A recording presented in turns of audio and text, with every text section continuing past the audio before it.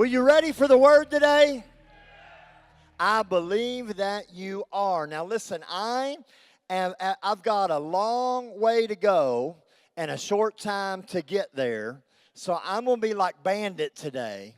I'm going to keep on running. Some of you aren't old enough to remember Smokey and the Bandit, but I'm going to be going in a hurry today, and I want to get us on the same page about several things. If you've been around here for a minute, then you know that our mission at the Bridge is to do what? Well, thank 5 of you. Let me try that again. Our mission is what? We connect people's life by knowing, by growing, and by going. When we connect somebody in their life, they know God, then they begin to grow in God, and then they go for God, and they connect other people to life who then begin to know God and grow in God and go for God. Yeah? So we have lots of ways that we keep doing that. And every year, we're going to be doing this as long as we exist, right?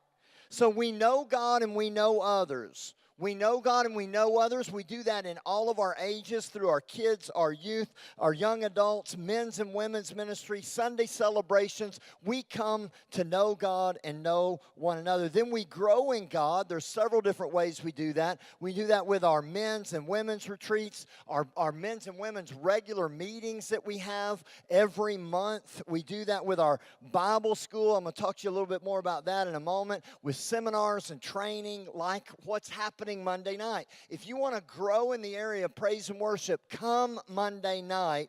It's going to be awesome. And then we're always going around here. We go for God. We've got missions trips this year. We're going to Honduras. We're going to South Africa. We're going to Hawaii. Can anybody get a witness and going to Hawaii? And we're going to Kenya. And then on top of that, we're always doing our local missions, where our Easter and our trunk or treat. Do you know last year trunk or treat had over 3,000 people attend? That is awesome. Thank you, Pastor Bob. Our Thanksgiving outreach, our Christmas outreach, and we are in the beginning stages of an outreach center that's going to have a counseling center for those that can't afford it. We're going to continue. We have outreach into the homeless, and Wayne Alshire is helping direct a new ministry we're launching this year called Bridging Hope, that's going to be a part of our outreach and bridge hope to the homeless and to those around Denton County.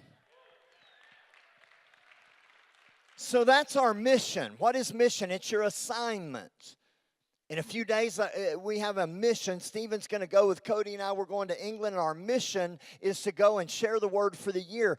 But our vision is what the world looks like when you're living out your mission. So what is our vision at the Bridge? It's very simple. Our vision is to be a resourcing church where all ages, all races, and all kinds influence their world.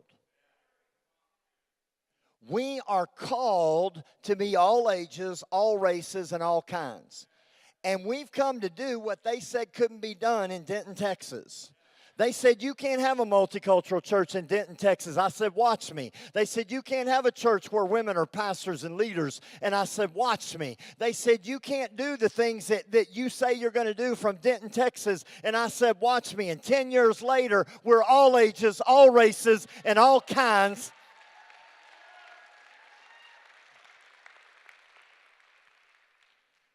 So in 2010, God gave us a theme for the decade.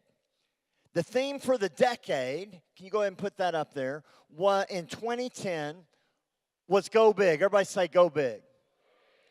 And in January of 2010, we received our first offering for the building.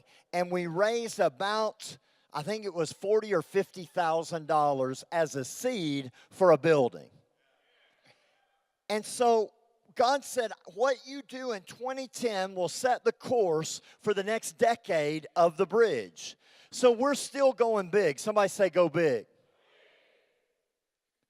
Then every year after that, we get a word and a theme for the year. But in 2015, in December of actually 2014, getting ready for 2015, God said the next 5 years, as you continue to go big, I want you to rise and build.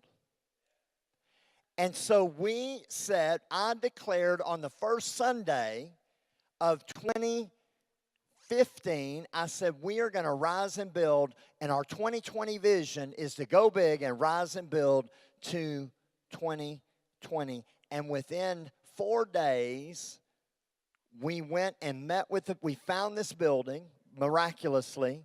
And within 10 weeks, we raised $300,000 as a down payment to get in this building. And we bought this building and moved in on Easter 2015.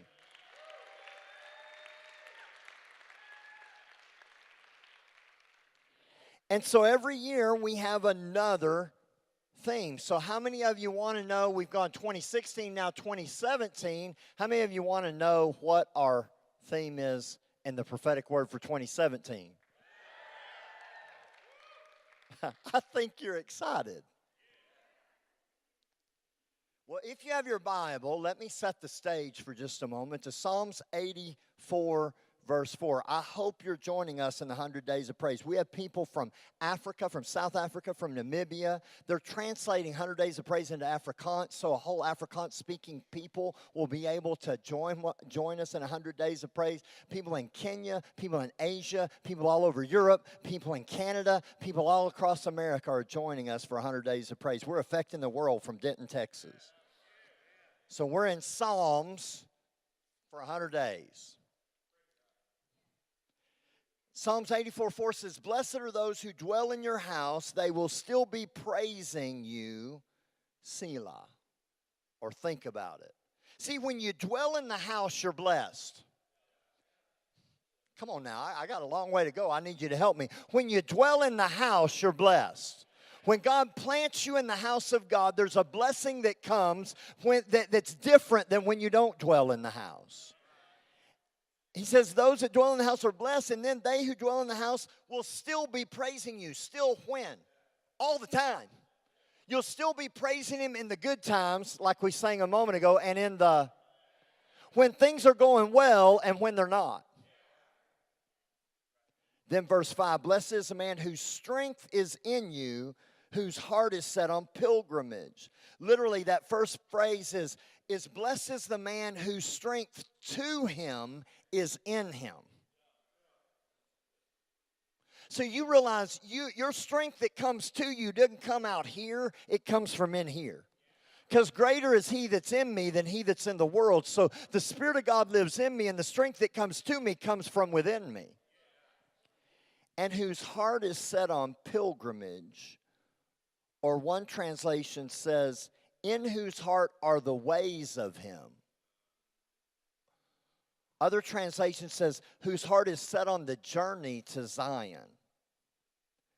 Verse 6, as they pass through the valley of Baca, that's weeping, they will make it a spring. The rain also covers it with pools. So when you are in the house and you set your heart on pilgrimage, you set your heart on a journey, even when you go through days of weeping, God turns it to a spring of joy. And rain and favor comes in it with pools. Verse 7, they go from strength to strength. Each one appears before God in Zion. Everybody say Zion. Now he's saying they go from strength to strength. I used to read that and think it was like this. They go from strength to strength to strength. Anybody ever felt like that? But that's not what he's saying. Literally in Hebrew, it's they go from strength to strength, to strength, to strength. It's add-on strength. It's like when you played Risk and you called for reinforcements. Anybody ever play the game Risk? And you call up reinforcements. It's like when you add strength upon the strength upon the strength. You add muscle upon muscle upon muscle. And God says when you get in the house, you don't go from strength to weakness to strength. You go from strength to strength to strength to strength. And each one appears before God in Zion. See, when you're in the house, everybody appears before God in Zion, in the house. Boy, that'll preach. I just don't have time to preach it. So you say, what are you saying, Duane? There is a journey to Zion. What is Zion? It's the city of God. For us, it's the church. But it's a call upward and onward. Everybody doing okay? Can I give you another scripture real quick? I'm laying a foundation. We're going somewhere. Isaiah chapter 2, verse 2 says, Now it shall come to pass in the latter days that the mountain of the Lord's house shall be established on top of the mountains and shall be exalted above the hills, and all nations shall flow to it. Flow to what? The mountain. How do nations flow up? Because it's a call upward. Verse 3, many people shall come and say, Come. Everybody say, Come. Let us go up to the mountain of the Lord, to the house of the God of Jacob. He will teach us his ways, and we shall walk in his paths. For out of Zion, or the church, shall go forth the law and the word of the Lord from Jerusalem. So he says there's going to come a day where many people say, Come, let's go up. And I've come today to challenge you that God is calling us up. He's calling us. We're in a season to go up. We're in a season to be called upward. We're in a season to be called higher. Can you hear the call of God to go from where you've been to where he wants you to be? Somebody say, I'm going up. You could say it this way. We're in a season of shift. Somebody say shift. Do you know shift happens? Turn to your neighbor and say, shift happens. Shift happens. See, let's change analogies from a mountain to a car with gear shifts. Those of you that have ever driven a manual, I know that's probably about 20% of the people in here under 50.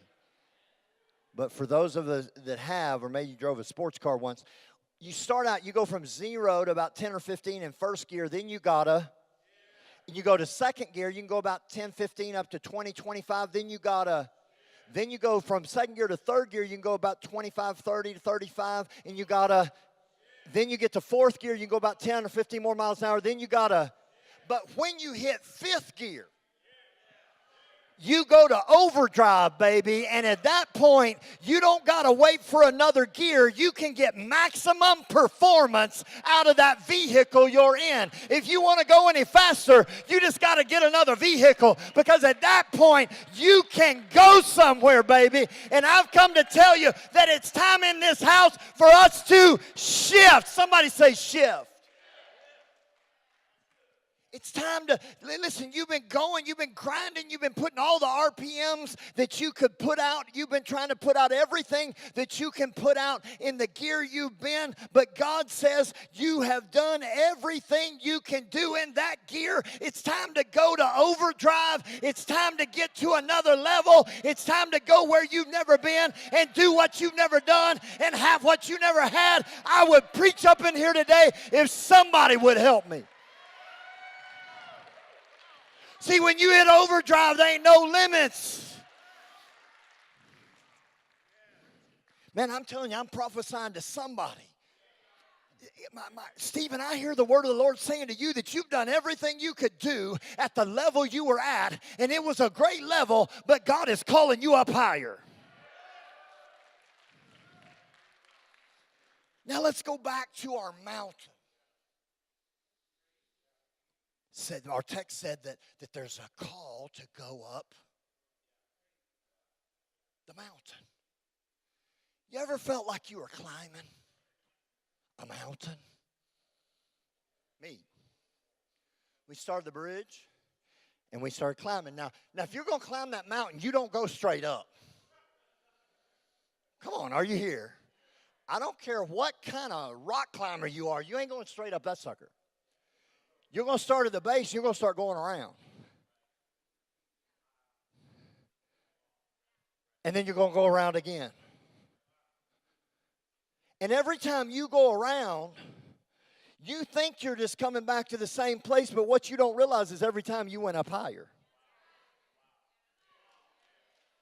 See, if I'm going around the mountain, going around the mountain, around the mountain, around the mountain, around the mountain, around the mountain, around the mountain, around the mountain, then I get up here and I go around again, then I get up here, then I go around again, then I get up here, I go around again, and I get up, and I just keep going. I'm going higher, but I'm looking at the trees or the snow. Yesterday we were praying for Stephen to get off the mountain, but God's calling us up the mountain. He was in Tennessee trying to get here. He's calling saying, Pastor, I'm trying to get to Texas. I'm trying to get to Texas, but first I got to get off this mountain. So yesterday we were praying for him to get off the mountain, but God has been calling us up the mountain. So some of you say you say, I just feel like I've been going around the same mountain. Yeah, you have. But your heart is set on pilgrimage. Your heart is set on the journey. And you've been going higher, you just didn't know it. But what happens if you keep climbing long enough? You get to the summit. Now see, when you're going up, you may be able to see some things for a minute, but then if you camp there, you never made it up the mountain. But if you keep going, then you go back into the dark side of the mountain. You go back into the woods and the forests and the trees. You go back into the hard parts. But if you keep going, you get to the summit. What happens when you reach the summit? Once you finally get to the summit, then you go over the top. Somebody say, step in. You stepped into God's presence. You stepped into the bridge. You stepped into salvation. You stepped into healing. You stepped into your climb. Then you began to step up. Everybody say step up. And you've been stepping up and stepping up and stepping up and stepping up. But God says now it's time to step over. Step over what? Over the top. Somebody say over the top. See, when you go over the top, what was your ceiling becomes your floor. Huh? I'll never forget when Cody went from high school to college football. We went and dropped him off. And he said, he dropped him off and we were going to eat and came back. And I was about to go to Africa. I was about to go get on a plane. And so we came back, and he had done all his physical and checked in and all that, and then he did some weight stuff, and they gave him all the weights that they were going to train on. And Cody was in a bad mood. I know y'all can't imagine that, but Cody got in a bad mood. And I said, what is wrong with you? I'm about to slap you in the next week. I just brought you to college. Talk to your mama like that. I'll knock you in. I brought you in this world. I'll take you out. What are you doing? And he's just in a bad mood. I said, Cody, what's wrong with you? Nothing, Dad, nothing. So I go and I go to get on a plane, get to the airport, and he calls me. He said, Dad, I'm sorry. I was in a bad mood. He said, but I think I know what it was. I said, what was it? He said, they gave me this workout sheet where they work out daily is the same as my max bench press. And so he said, my ceiling is their floor. But the temptation when somebody else's ceiling is your floor is to stay at a lower level. But God is saying, don't stay there. Let me call you up higher to another place. And when you get to that place, then see what he didn't realize is he wasn't going to drag them down to his level. They were calling him up to their level. And by the end of that year, he was repping what he used to max. And I'm telling you that God is calling somebody out of where you used to be to where you're gonna be, and what used to be the very best you could do will suddenly become the very least you can do. See, somebody say over the top. When you go over the top, it's outrageous. It's extravagant. God is an over-the-top God. In England, they don't like that phrase. I'm about to go to England. I'm going to preach this to them, and they're all going to look at me.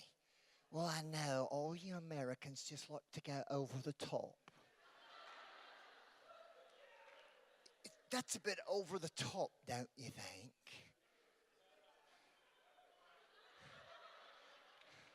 It's a little bit over the top. Why are you so loud? Why do you praise so much? It's a bit OTT. There's a movement in America of minimalism. But watch this.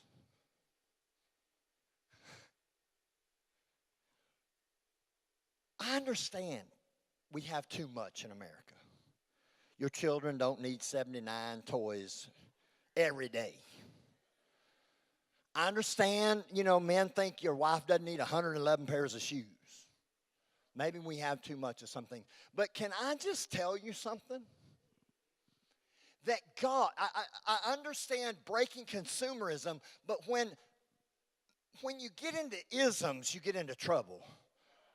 Denominations aren't bad. Denominationalism is bad. Capitalism bad, but capitalism gets you in trouble. So being socialism bad, but socialism is a problem. And minimalism is a problem. And there's a movement where we say, let's do as little as possible and see then what we want to do as little as we can and get by. Minimum effort, maximum return. That's great, but most people are focusing on the minimal effort, not the maximum return. Come on, are you here? And as I've been meditating on this, going over the top is not minimal. The cross was not minimalistic. Can you imagine Jesus going, well, could I shed 3 drops of blood and not all the drops of blood and still save most of the folks?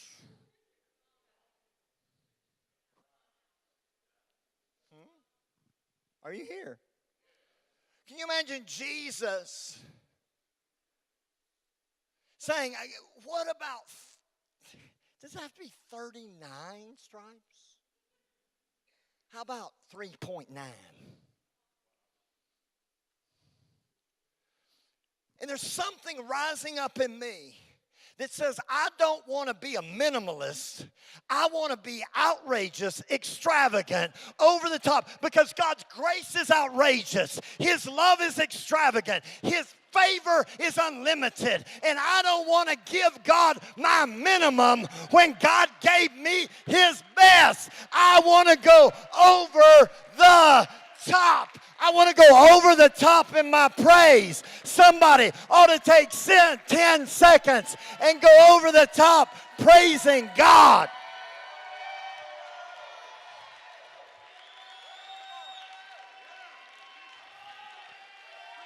Oh. I'm talking about crazy praise.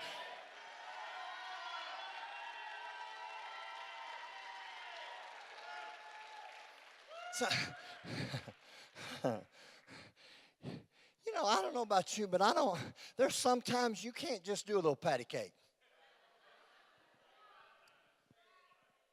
We bring the sacrifice of praise to the heart of the Lord. Hooey. It's time for some crazy over-the-top praise. It's time for some over-the-top preaching. Some of you say, wait a minute. Pastor Duane, you're already over the top. You about drove me out the building already. I just come to tell you, you ain't seen nothing yet. I'm about to really come unloose. One of these days, we're going to Hammond back on the stage and get a brother that can play it, and we really going to have church. They had that Hammond C3. They never played that thing. I just keep it around in faith. Somebody say over the top. How about some over the top giving? Stephen was just at a church that's not even 3 years old. On Christmas Eve, they received an offering for their building. They have about 50 leaders. Only 5 of them are over 31 years old.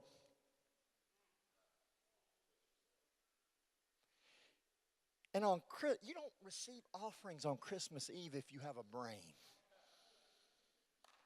But they received an offering for their building that they don't have yet. $1.2 million cash from a bunch of millennials with small babies. It's time for some outrageous generosity, some over-the-top serving. Well, could I just serve on the first Sunday of every quarter? And then don't ask me to do 2 Sundays because that could be over the... See, over the top serving is a mark of this house. I got to keep going. My Lord, oh, help me, Jesus. Somebody say over the top. When you get over the top, you see what you couldn't see before. Chris and I were in Florence, and she had read about Michelangelo's Piazza. And it was like 10 million steps up to this beautiful view. And they said, look, you're not going to want to do it, but do it, and don't quit. So we start walking up these steps, and I get what I think is close to being there, and I'm not even close. Then you hit a plateau, and you walk a little bit, and you catch your breath, and you go up again. Hit a plateau, you walk a little bit, you go up again. And then finally, I was at what I thought was the top, and it turned, and I saw 1 million more steps. Every bone in my body ached, every muscle in my body ached, everything in my head said, what have you done? And then finally, I got to the top, and I looked over the horizon, and it was the most incredible thing I'd ever seen. And the horizon was worth the climb. And I saw potential places I could be in. I saw the Tuscan Valley, and I saw Italy in a way I'd never seen it before. And I hear God saying, don't quit, because you're about to go over the top. Coming back down, there were some people from Alabama. You know how I know they were from Alabama? They all were wearing Alabama gear. Said, roll tide. I saw that big A from about 200 miles away, and I yelled, roll tide. I don't even like Alabama, but I knew I'd have a friend. So roll tide. And they said, we were smiling. They said, you're smiling. I said, yeah, because I'm coming back down. And they said, one question, was it worth it? I said, don't quit. I promise you it's worth it. They said, well, are we almost there? And I lied.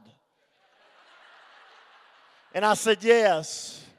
But they weren't almost there. They weren't even close to being there. They really hadn't even begun. Why? But I wanted them to get to the place they had never been. And so I encouraged them. So maybe when you're moving on from going over the top, you find somebody that's still on the climb and say it's worth it. Because when you get over the top, everything changes. See, when I got over the top, I saw what was next. There's a cry right now in the body of Christ for what's next. 100 years on this property. What does God have for the next 100 years? We're going to start doing videos, and we're going to have our own time capsule. They had a time capsule from a long time ago. We're going to have a time capsule for the people who come after us for the next 100 years. This year, the bridge turns 10 years old. What does God have planned for the next 10 years? See, 10 is a new level. It's a new gear. The Bible has a lot of 10s. 10 virgins, 5 wise, 5 foolish. 10 lepers, 1 gave thanks. 10 talents, 10 generations from the beginning of time into the flood. 10 I ams in the gospel that describe the name of Jesus. 10 God saids in Genesis. God is a God of 10s. Why? 10 is the next level because 10 is 0 on another level. See, if you're going to teach a kid to count to 1,000, you don't teach them, you don't worry about 1,000. You just teach them to count to, because if they can count to 10, they can count to anything. But here's the thing. 0, 1, 2, 3, 4, 5, 6, 7, 8, 9. When you get to 9, you're the top dog. At 9, see, Cody was a 9 in high school. But then he had to be a 0 in college.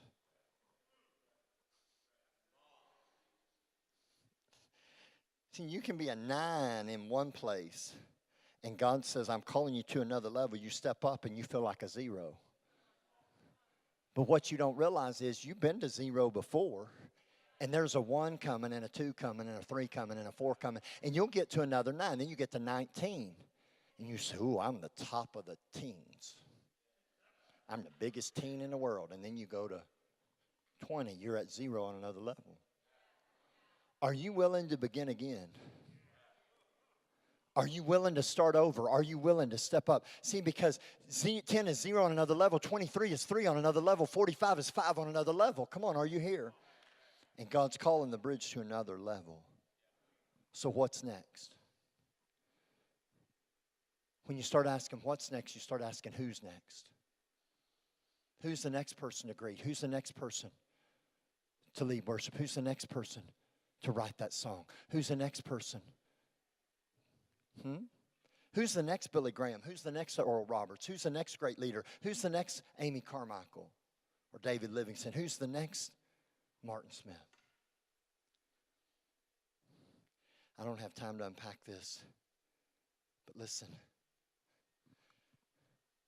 When Moses, in Joshua chapter 1, I'll probably preach this at our anniversary, but I'm not going to do it today. I don't have time. But in Joshua chapter 1, when Moses died, God said, Moses is dead.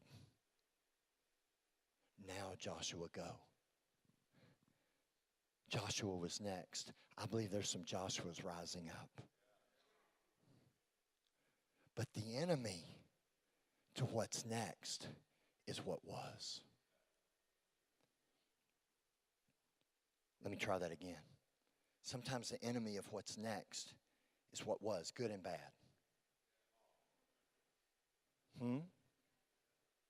Well, this was good. I don't want to change it. And God says, well, it was good then. It's not good now. See, you don't have to be first to be next. When we got ready to come to Denton, God told us there had been 3 other people at least that he called to do what we're doing, but they all said no or quit. I don't have to be God's best. I just want to be God's next.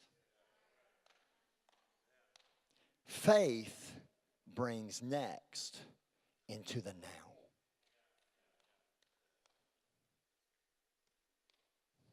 Does anybody have faith to go over the top and see what's next?